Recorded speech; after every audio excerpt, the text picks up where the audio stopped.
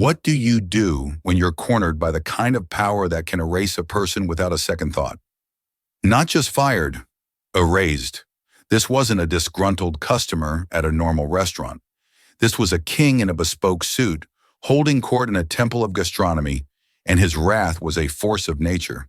He was a man who moved markets with a single phone call, and right now, he was about to obliterate a Michelin-starred establishment over a single perceived insult.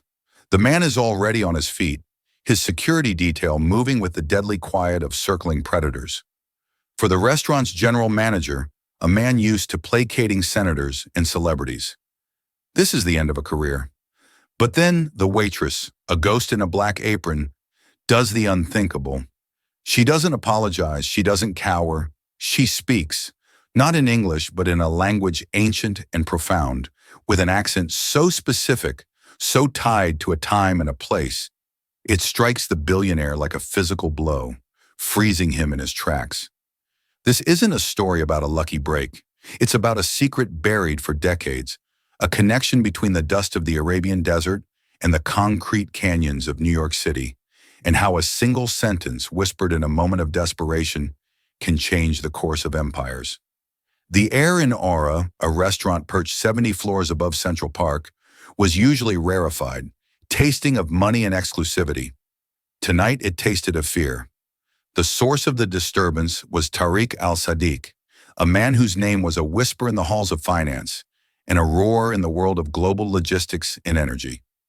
His family's wealth was old, rooted in the sands of the Arabian Peninsula, but his empire was brutally modern. His face, a handsome etching of sun-weathered nobility, was a mask of cold fury. His eyes, the color of dark, aged honey, which had that morning calmly presided over the acquisition of a German shipping conglomerate, were now fixed on the restaurant's general manager, a man named Dubois, who looked as if he was about to have a coronary. Insolence! Tariq's voice was not loud, but it had a terrifying baritone quality that absorbed all other sound in the room. The clinking of Christoffel silverware against Bernardo china ceased. Conversations died in mid-syllable. You serve me a dish that represents 1,000 years of my culture, and you present it with this carelessness. The offending object was a small, ornate bowl containing saffron rice, a dish so simple yet so complex it was considered a benchmark of a chef's skill. A single, minuscule piece of grit, almost invisible to the naked eye, had been discovered by Tariq. For any other patron, it would have been a quiet apology, a replacement. For Tariq al-Sadiq, on this day, it was the final indignity in a week of catastrophic betrayals. A lifelong friend and business partner, a man he trusted like a brother, had vanished, taking with him not just capital, but priceless historical artifacts belonging to Tariq's family, items that were the soul of his heritage. The grit in the rice was not the reason for his anger. It was simply the vessel into which he poured his monumental sense of violation. Dubois, a man who had once talked a famously volatile movie star out of throwing a magnum of champagne at a food critic, was visibly trembling. Mr. al-Sadiq, it is an unforgivable, a disgusting failure on our part. The entire meal, for your whole party, is of course on the house. The chef will be dismissed. I will be dismissed. Please, what can we do to atone for this insult? Tariq let out a short, brutal laugh that held no humor. Do you think this is about a free meal? Do you think this is about a chef? He pushed his chair back, the sound of violent scrape against the polished granite floor. The entire restaurant seemed to shrink in on itself. His two bodyguards, men who looked like they were carved from the same granite, moved with him. One stepped towards the exit, clearing a path no one would have dared to block. The other placed a hand discreetly on the small of his boss's back, a gesture of guidance, not restraint. This is about respect, Tariq said, his voice now carrying across the silenced room. A concept your establishment has clearly forgotten. We are leaving. The panic in Dubois' eyes was absolute. A walkout by Tariq al-Sadiq wasn't a negative review on Yelp. It was a death sentence. It was a story that would be repeated in every boardroom, on every private jet, in every exclusive club from Manhattan to Monaco. Aura would become a punchline. It was in that pregnant, supercharged silence that Alara Vance moved. She wasn't the sommelier or the maître d'. She was a waitress, 24 years old, with tired gray eyes and a quiet competence born of juggling student loan debt, her mother's medical bills, and the crushing weight of a deferred dream. She had been clearing plates at an adjacent table, a silent witness to the unfolding disaster. Every instinct for self-preservation screamed at her to stay invisible. Let the manager take the hit. She had rent due, a life balanced on a knife's edge that couldn't survive a single tremor, let alone the earthquake that was Tariq al-Sadiq. But she had seen something the others hadn't. In the split second before Tariq turned his back, she saw past the volcanic rage. She saw a flicker of profound, soul-deep woundedness in his eyes. It was a look of loss, not just anger. It was a look she recognized, a look she had seen in her own father's eyes years ago. And she knew something else, a secret buried in her own past. Before her life had unraveled, before her father's death and the mountain of debt that followed, she had been a promising archaeology student at Columbia, specializing in pre-Islamic Arabian cultures. Her father had been a renowned historian in the same field. 25 years ago, he had done extensive work for the al-Sadiq family's cultural foundation, documenting their tribe's history. During that time, he had become fascinated with their oral traditions, their poetry. He had taught some of it to her as a child, stories whispered like fairy tales. As Tariq turned to leave, his formidable back to the room, Ilara took a small, steadying breath. It was an insane gamble. She stepped forward, past the paralyzed Dubois, into the circle of the billionaire's chilling fury. Her colleagues stared, wide-eyed, certain she was about to commit career suicide in the most spectacular way possible. She did not address the rice. She did not apologize for the restaurant. She spoke softly, her voice a clear, calm current in the suffocating silence. She spoke in Arabic, not the crisp, formal language of news broadcasts, but in the lyrical, almost forgotten dialect of his family's ancestral Bedouin tribe, a cadence he hadn't heard from a stranger's lips in his entire life. Al-Sahra tatadhakar, athar al-Rajul al-Salih bada, an tamha ari, she said. The desert remembers the tracks of a good man long after the wind erases them. It was not a common proverb. It was a line from an obscure ode, a specific verse his own grandmother used to recite to him as a child when he was troubled. It was intimate, ancient, and utterly, shockingly impossible. Tariq al-Sadiq froze. His entire body went rigid, as if he'd walked into a wall of glass. His hand, which had been gesturing dismissively, stopped in midair. He did not turn around immediately. It was as if the words, spoken in a flawless, achingly familiar accent by a voice he had never heard, had reached across decades and continents to touch a part of his soul he kept locked away. The sound of a New York waitress speaking Arabic was improbable. The sound of her speaking the specific dialect of his tribe was impossible. The sound of her reciting the private verse of his grandmother was a miracle or a hallucination. His bodyguards exchanged confused, wary glances. Dubois stared at Ilara as if she had just levitated. The entire dining room held a collective breath. Slowly, deliberately, as if resisting some immense physical force, Tariq al-Sadiq turned around. The furious mask was gone. In its place was a look of profound, absolute astonishment, mixed with a dawning, dangerous suspicion. His dark honey eyes locked onto Ilara's, and for the first time that night, the billionaire looked utterly and completely silenced. The silence that followed Ilara's words was a living entity, heavier and more potent than the rage that had preceded it. In the gilded cage of aura, time seemed to stretch and thin. For Ilara, the full weight of Tariq al-Sadiq's stare was a physical pressure. The initial thunder of his fury had been terrifying, but this was worse. This was a cold, analytical appraisal, the look of a master strategist encountering an impossible move on the chessboard. "Repeat what you said," he commanded. His English had returned, but the harsh edge was gone, replaced by an immense gravity that seemed to pull the very air toward him. Ilara's heart was a frantic bird beating against the cage of her ribs. A rational voice screamed at her, "You fool! You've crossed a line you can never uncross. This isn't a storybook. This is a man who can ruin you." But another part of her, the part that remembered her father's passion for history, The part that had spent years studying the deep cultural importance of lineage and honor held her steady. She met his gaze directly, a feat that Dubois, the general manager, had yet to accomplish. I said, she repeated, her Arabic just as fluid, just as natural as before. Al-Sahra'a tatadakkar athar al-rajul al-salih. She paused, then switched back to flawless English. Forgive me if I was improper, sir. The words, they seemed appropriate. The anger I saw did not match the man I was looking at. A temporary windstorm cannot erase the tracks of a mountain. It was an inspired improvisation, layering another piece of desert wisdom on top of the first. She was showing him she understood not just the words, but the philosophy behind them. She was speaking a language deeper than dialect. She was speaking the language of his soul. One of Tariq's aides, a younger man named Khalid, who had been a silent statue until now, took a half step forward, his expression a cocktail of shock and alarm.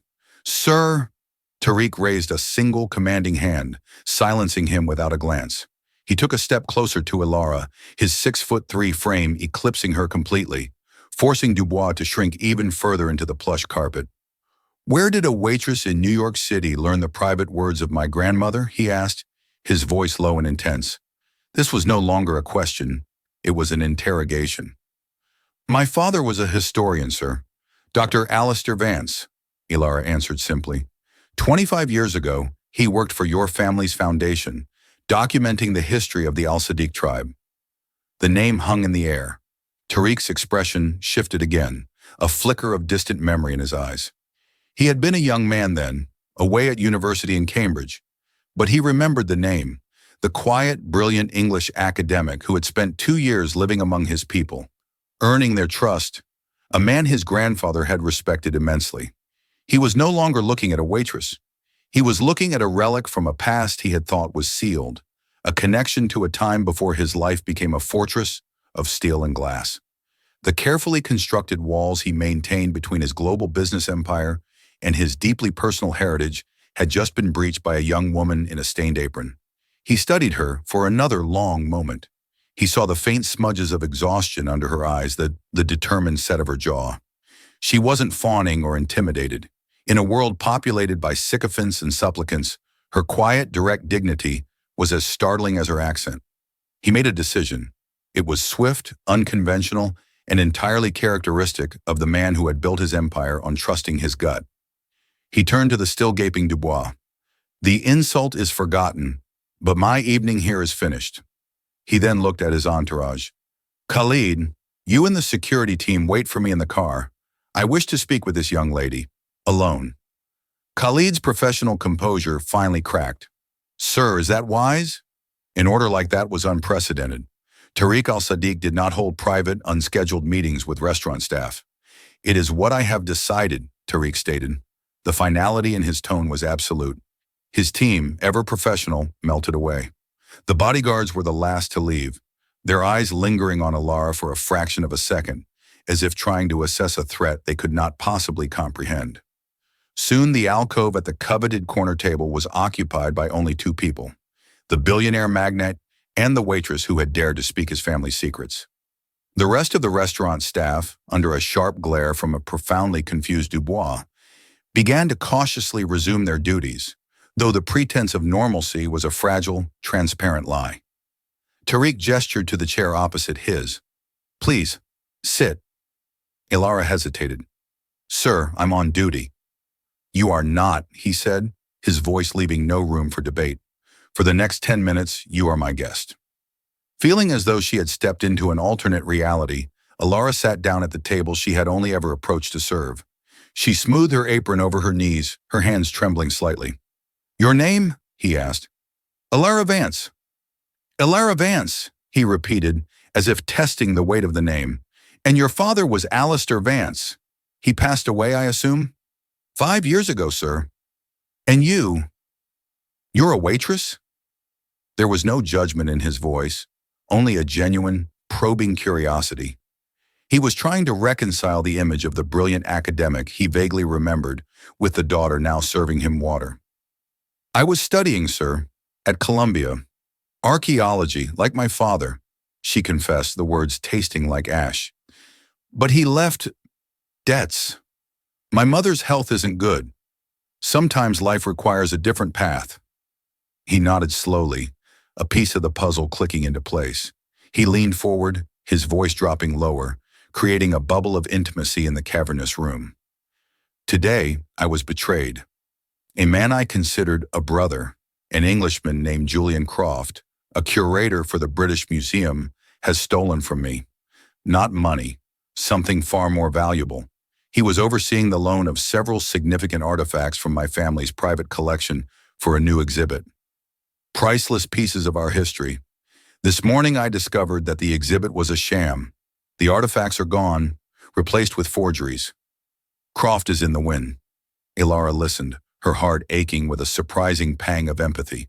The grit in the rice suddenly made perfect sense. It wasn't an insult to his culture. It was a symbol of the fake replacing the real, the worthless masquerading as the priceless. What you did, he continued, his eyes searching her face, was either the most foolish act of your life or the bravest. You saw a lion preparing to charge and you stepped directly into its path. Why? Ilara thought for a moment, choosing her words with the care of an archaeologist brushing dust from a fragile relic. Because the lion wasn't angry at the restaurant, sir. It was wounded. And the words I learned from my father, they are about honor and remembering who you are, even when the world forgets. A faint, almost imperceptible smile touched Tariq's lips for the first time. It transformed his severe face, hinting at a warmth buried deep beneath layers of corporate steel. You presumed correctly, he said. He sat back, a new idea taking root in his mind, an idea born of desperation and instinct. Julian Croft had used his deep understanding of Western academia, museum politics, and international art law to weave a web of deceit that Tariq's own team of world-class lawyers couldn't unpick. He had been outmaneuvered not by force, but by nuance and cultural subterfuge. Perhaps he thought the only way to fight it was with a similar weapon. He needed a bridge, a translator not of language, but of worlds. Someone who understood both the sanctity of a Bedouin ode and the cold machinations of Western institutions. Miss Vance, he began, his tone shifting from personal to professional with breathtaking speed. This job you have, waiting tables, is it your life's ambition? No, sir. It's a necessity. I see. Tariq's eyes held a sudden, sharp glint of opportunity. I find myself in need of a consultant, someone with a unique skill set, a fluency in history and culture, someone who can see the cracks in a story that my lawyers and financial analysts cannot. The work would be demanding. The stakes are, as you can now appreciate, immense. But the compensation would ensure that neither you nor your mother would ever have to worry about a bill again. Ilara stared at him, her mind struggling to process the whiplash of the last 10 minutes. A job offer? From this man? It was madness. Sir, I don't understand. I'm a waitress. I dropped out of my degree. You are your father's daughter, Tariq said, standing up. You see what others do not. You would be listening, observing, and telling me what I am missing. You would be my memory. He pulled a sleek, impossibly thin business card from his jacket. It was made of dark, brushed metal, the lettering embossed in simple silver. My aide, Khalid, will be in touch to arrange the details. He will send a car for you tomorrow morning at 9. Be ready. He placed the card on the table between them. It lay there, a stark rectangle of silver against the white linen, representing an impossible choice. I do not make offers twice, Miss Vance, he said, his voice once again the cool, commanding tone of a CEO. I hope for your sake you are as brave tomorrow morning as you were just now. And with that, Tariq al-Sadiq turned and walked out of Aura, leaving Ilara Vance sitting alone at his table, the entire restaurant watching her, a single metal card holding the weight of a future she could never have imagined. The address the car brought her to the next morning was not a soaring glass office tower in Midtown, but a stately limestone-clad townhouse on the Upper East Side. It was the private New York headquarters of the Al-Sadiq Foundation, a discreet hub of cultural and philanthropic activity. A silent, impeccably dressed man led her through a marble foyer, adorned with museum-quality Islamic art, into a library that took her breath away. Floor-to-ceiling shelves of dark mahogany held leather-bound volumes, while glass cases displayed ancient pottery and delicate astrolabes. Tariq al-Sadiq stood by a large window overlooking a private garden, not in a suit, but in a simple cashmere sweater and trousers. The fury of the previous night was a distant memory. In its place was a calm, focused intensity that was somehow more intimidating. "Punctuality is a virtue," he said without turning. "My grandfather believed it was a sign of a disciplined mind." "My father believed it was simply good manners," Alara replied, her voice steadier than she felt. He turned, a flicker of appreciation in his eyes. He gestured for her to sit in one of two large leather armchairs by a cold fireplace. Khalid, the aide from the restaurant, placed a tablet and a slim leather-bound folder on the antique coffee table between them, and then retreated to a discreet distance. "I will be direct, Miss Vance," Tariq began, sitting opposite her. "Julian Croft was more than a colleague. Our fathers were friends. I trusted him with my family's heritage. The pieces he has stolen are not merely valuable. They are irreplaceable. A 10th century astrolabe that belonged to my ancestor, a collection of pre-Islamic poetry inscribed on camel bone, and most importantly, the tablet of the first king, a cuneiform tablet believed to contain the founding charter of my tribe, our people's origin story." He paused, the pain of the loss evident in the tightening of his jaw. "My lawyers are preparing for a legal battle. My security team is trying to locate Croft, but they are fighting a ghost. Croft has fabricated a story, supported by forged documents, that I willingly sold him the artifacts. He is claiming they are now part of a private, anonymous collection. He is an expert in provenance, in deception. He has created a fortress of lies." Ilara felt a knot of cold dread and fierce, unexpected anger on Tariq's behalf. To steal a people's history was a profound violation. "That is where you come in," Tariq continued. "My team sees legal challenges and financial trails. I need you to see the historical lies. I need you to look at the documents he has created, at the story he is weaving, and find the flaw, the anachronism, the single thread that, when pulled, will unravel his entire tapestry of deceit."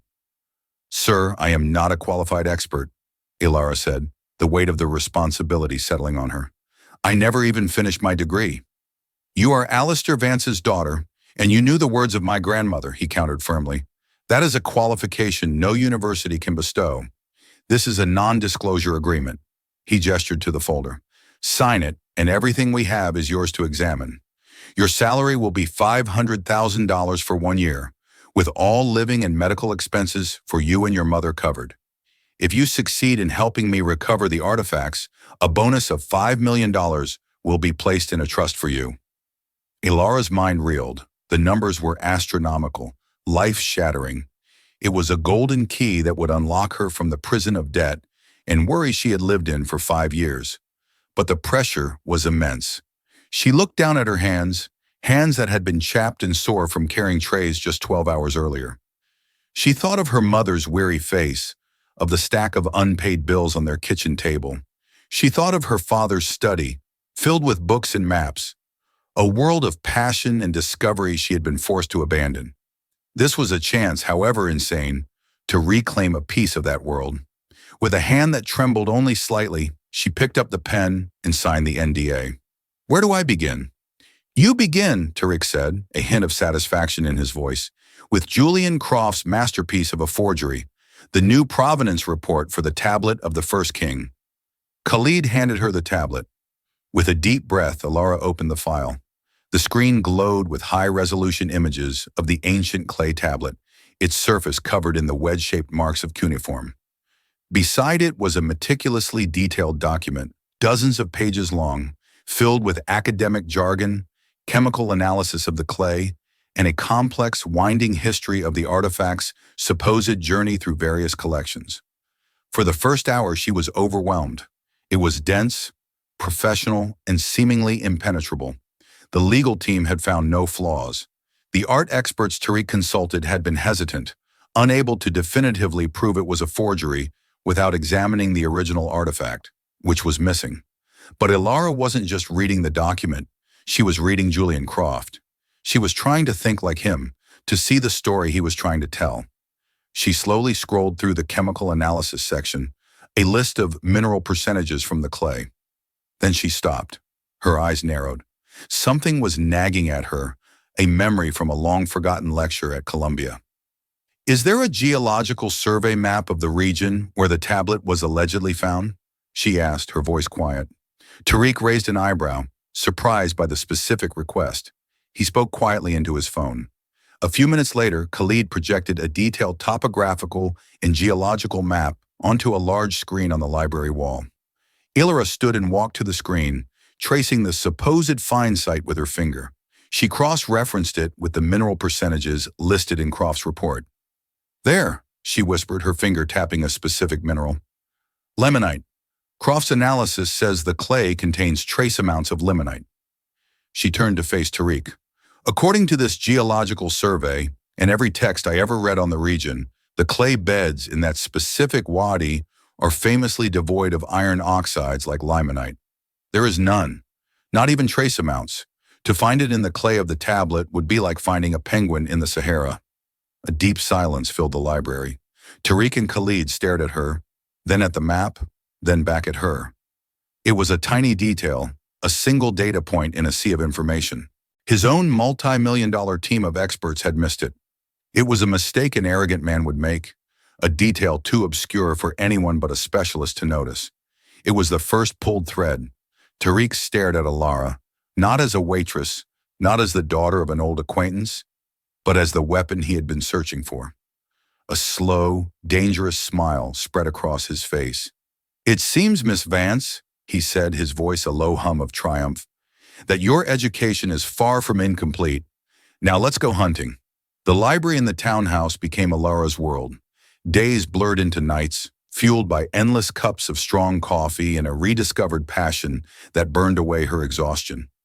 She was no longer just Ilara Vance, the waitress. She was a detective, and her crime scene was 1,000 years of history. Tariq gave her complete autonomy, and his team, after witnessing her discovery of the limonite discrepancy, treated her with a newfound grudging respect. She lived and breathed the life of Julian Croft, poring over every piece of correspondence he had ever exchanged with the Al-Sadiq Foundation, every article he had published, every lecture he had given. She was building a psychological profile of the man, searching for his intellectual vanities, his blind spots. Her father had taught her that to understand an artifact, you must first understand the man who made it. To expose a fraud, she reasoned, she must first understand the mind of the forger. Tariq worked alongside her, often late into the night. A strange, intense camaraderie developed between them. They were an unlikely pair, the global magnate whose world was the future, and the dropout student whose world was the past. He would speak of boardrooms and stock markets, and she would tell him stories of Sumerian kings and the birth of writing. In these quiet hours, she saw behind the billionaire's formidable facade. She saw a man burdened by legacy, driven by a profound sense of duty to his ancestors. "These objects," he told her one evening, gesturing to the empty space on a shelf where the 10th century astrolabe used to sit, "they are our compass. They tell us where we have come from, so we do not get lost in where we are going. To Croft, they are assets. To me, they are my grandfather's hands, my great-grandfather's voice. To lose them is to lose a part of myself." His vulnerability solidified Ilara's resolve. This was no longer just a job. It was a crusade. Her next breakthrough came from an unexpected source, her own father's journals. Khalid had managed to retrieve them from the storage unit, where Ilara had packed away the remnants of her old life. She spent 2 days reading through Alistair Vance's meticulous, handwritten notes from his time with the Al-Sadiq tribe. And then she found it, a detailed entry about the tablet of the first king. Her father had been one of the few Western scholars to ever study it in person. He described the tablet in loving detail, but he noted one peculiar feature, a tiny, almost invisible maker's mark on the bottom edge, a small crescent moon, the signature of a specific royal scribe whose work he had identified in other Mesopotamian artifacts. Ilara's blood ran cold. She pulled up the high-resolution photos Julian Croft had provided. She zoomed in, pixel by pixel, on the bottom edge of the tablet in the photos. There was no mark. Croft, in his arrogance, had created a near-perfect physical replica. But he had replicated the tablet as it was known to the world through published papers and academic descriptions, none of which had ever mentioned the tiny, obscure scribe's Mar. The discovery was not a thunderclap but a whisper, a ghost of a memory materializing in the quiet of the library. As Ilara's finger traced the lines of her father's spidery script, the world outside, the distant wail of a New York siren, the hum of the climate control, faded into nothingness. There it was, in a journal bound in faded blue leather, a precise, loving sketch of the tablet of the first king, and on the bottom edge, a tiny, almost apologetic doodle of a crescent moon. The scribe's sigh. Her father had named it, a maker's mark so subtle it felt like a secret shared across millennia. When she cross-referenced the journal entry with the high-resolution images Julian Croft had so arrogantly supplied, the absence of that mark was not a gap, it was a screaming void. It was the flaw in the diamond, the discordant note in the symphony. Croft hadn't simply stolen the tablet, he had birthed a soulless twin, a masterful imitation of the tablet's body, but entirely ignorant of its soul. She presented her findings to Tariq not with the trembling excitement of a novice, but with the cold, hard certainty of an executioner. He listened in absolute silence, his dark eyes fixed on the image of her father's handwriting projected onto the library wall. The fury that had filled the restaurant days ago was gone, replaced by something far more chilling, a stillness, a compression of immense energy into a single point of purpose. He saw the truth not just in the evidence, but in the unwavering conviction in Ilara's gaze. She was not just an employee, she had become the custodian of his family's honor. He thought your father was a footnote, Tariq said, his voice a low rumble. He built his fortress of lies on the assumption that the world forgets. He was wrong. The intelligence from Tariq's security team arrived less than 48 hours later, a digital dossier that pinpointed Julian Croft's location with unnerving precision. A private auction, a secluded villa on the shores of Lake Como, a guest list that read like a conspiracy theorist's fever dream. Khalid, ever the pragmatist, laid out the obstacles. We go to the authorities, Croft's lawyers will tie it up in court for years. His paperwork is a masterpiece. By the time we prove our case, the artifacts will have vanished into the private collections of men who do not recognize any law but their own. Tariq leaned over the vast mahogany table, his fingertips resting on a satellite image of the Italian villa. Then we will not fight him in court. We will fight him in the theater he has built for himself. We will not use the law as our weapon. We will use his own arrogance. His gaze shifted to Ilara. It was not a question, but an appraisal. Croft's sin was not just theft, Miss Vance. It was intellectual pride. He believes he is the smartest man in any room he enters. The only way to break him is to prove him wrong. Not in a courtroom, but in front of the very audience he seeks to impress. The plan began to form, not as a blunt instrument of force, but as a delicate, intricate piece of psychological warfare. He is selling a story. You will simply provide a better one. 2 weeks felt like a lifetime in a single, breathless moment. The metamorphosis of Ilara Vance into Eleonora Vesper was a disorienting, surreal process. It was more than the tactile shock of bespoke silk against skin accustomed to polyester, or the alien weight of a Patek Philippe watch on a wrist that had only ever known a cheap digital display. It was an exercise in erasure. Her walk, her posture, her very intonation were deconstructed and reassembled by a team of specialists. She learned the subtle language of the hyper-wealthy, the dismissive flick of a wrist that could signal a multi-million-dollar decision, the bored, world-weary gaze that masked a predatory mind. The night of the auction, standing before the mirror in her suite at the Via d'Este, she saw a stranger. The woman staring back was a composition of polished surfaces and hard lines. Her gray eyes, once pools of exhaustion, now held a cool, analytical fire. At her throat lay the Star of Ashra, a legendary diamond necklace from Tariq's private collection. It felt less like an ornament and more like a beautiful diamond-studded manacle, binding her to the role she had to play. She was a forgery, sent to expose a forgery. The irony was a bitter taste in her mouth. Tariq found her on the balcony, overlooking the placid, moon-drenched waters of the lake. He was not in disguise. His identity for the evening was that of a reclusive Emirati industrialist, a man so powerful his very presence was his passport. He was a different man here, exuding an aura of ancient power that made his New York persona seem like a modern affectation. "The first king, whose charter is on that tablet," he said softly, his voice barely disturbing the fragrant night air, "believed that courage was not the absence of fear, but the mastery of it." He looked at the necklace, and a flicker of something deeply personal crossed his face. "That diamond was a gift from my grandfather to my grandmother on their wedding day. She said it was too heavy to wear, not in weight, but in history.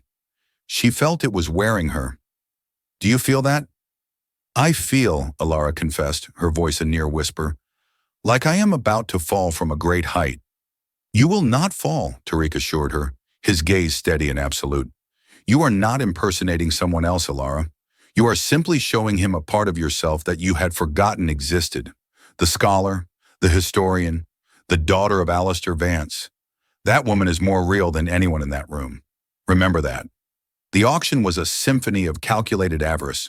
Laughter as light and brittle as spun sugar floated over the clinking of crystal glasses.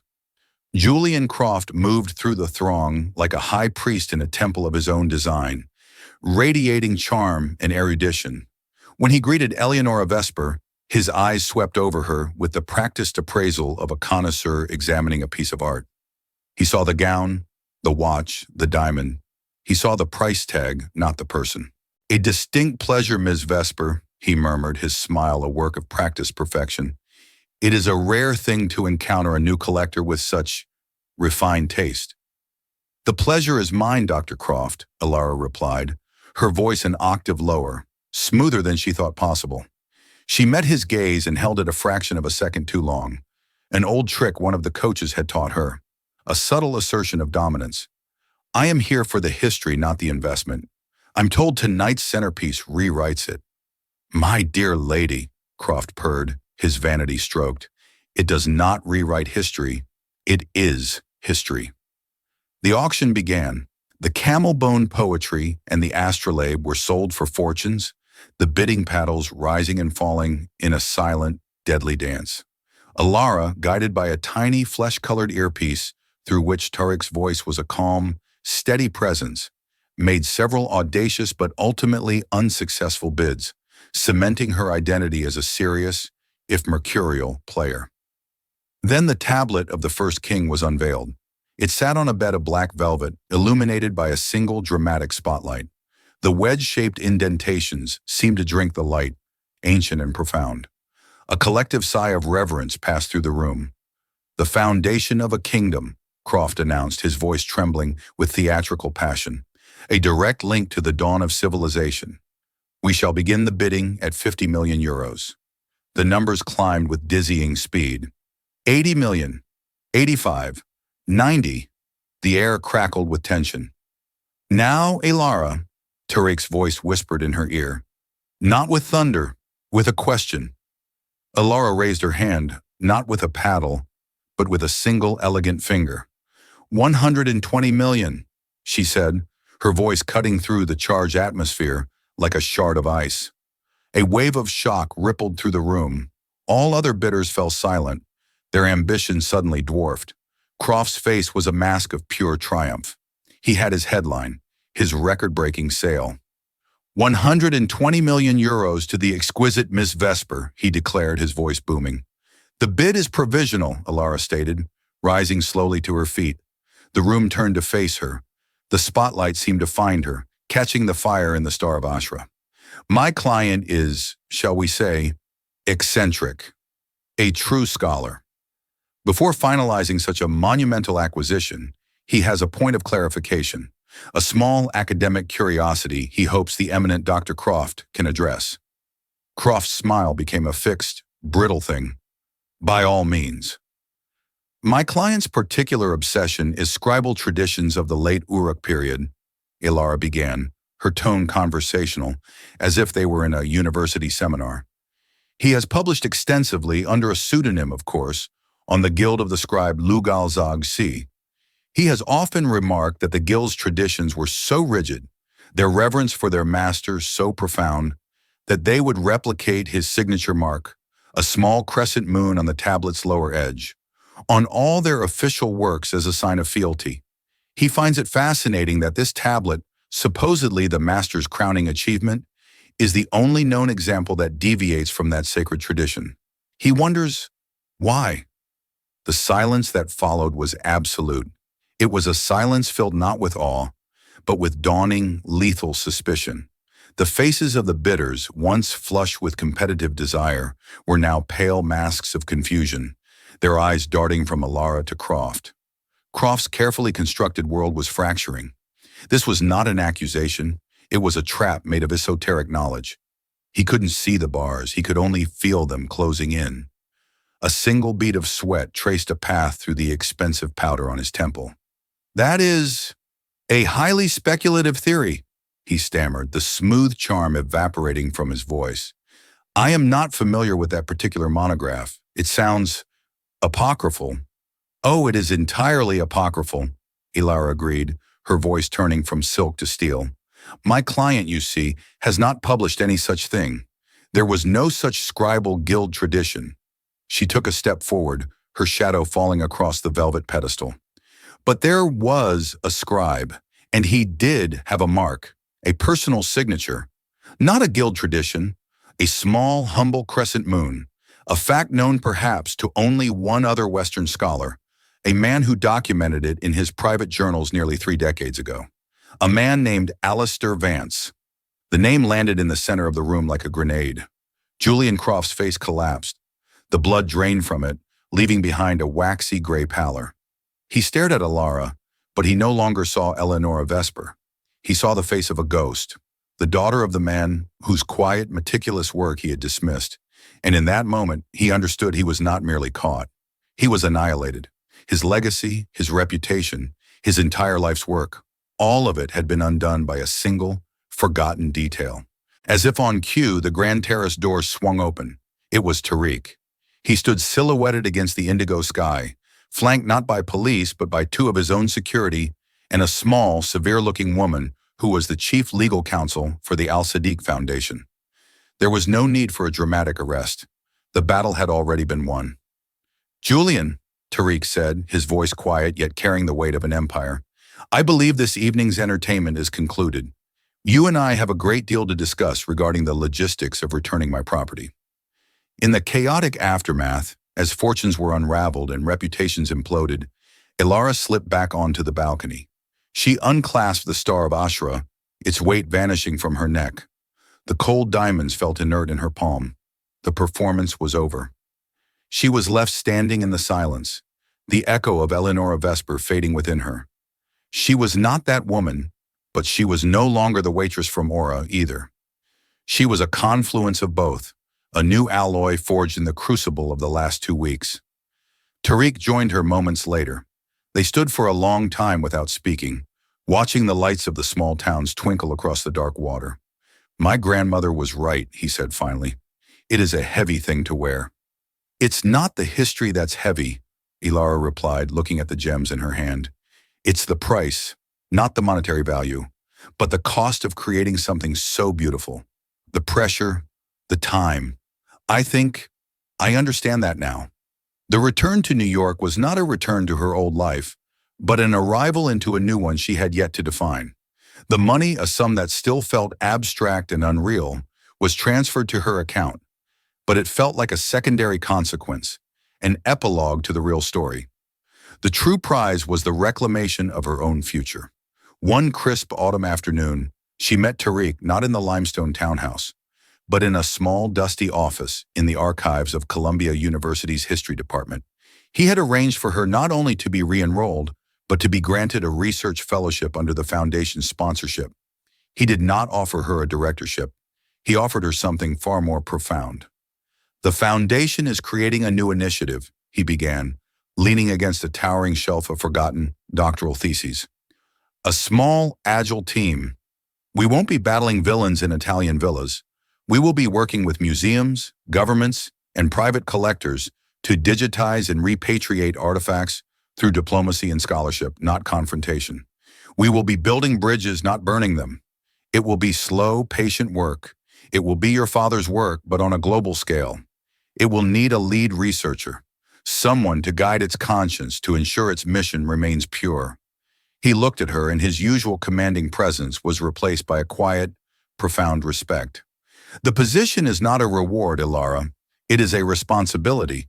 It will be waiting for you when your studies are complete. Until then, your only duty is to become the scholar your father always knew you were. Tears welled in Ilara's eyes, hot and sudden. It was not a job offer. It was a restoration. It was the ultimate act of faith, a validation not of what she had done, but of who she was. Months later, Ilara sat in the hushed quiet of the university's rare manuscript library. Before her lay not a photograph, but a real cuneiform tablet from the university's collection. She gently touched its rough, time-worn surface, feeling the indentations made by a human hand 4,000 years ago. She was no longer a ghost haunting the edges of her own life. Her partnership with Tariq was a quiet, steady thing, a meeting of two minds dedicated to the preservation of stories. She had learned that a person, like an artifact, could have a false provenance placed upon them. Waitress, dropout, debtor. But one's true history, the essential signature of the soul, could never be truly erased. Her father had once written that the desert remembers the tracks of a good man long after the wind has swept them away. Ilara now understood. The wind was circumstance, the tracks were choice, and she was finally, irrevocably, walking her own path, leaving a trail for the history of the future to find.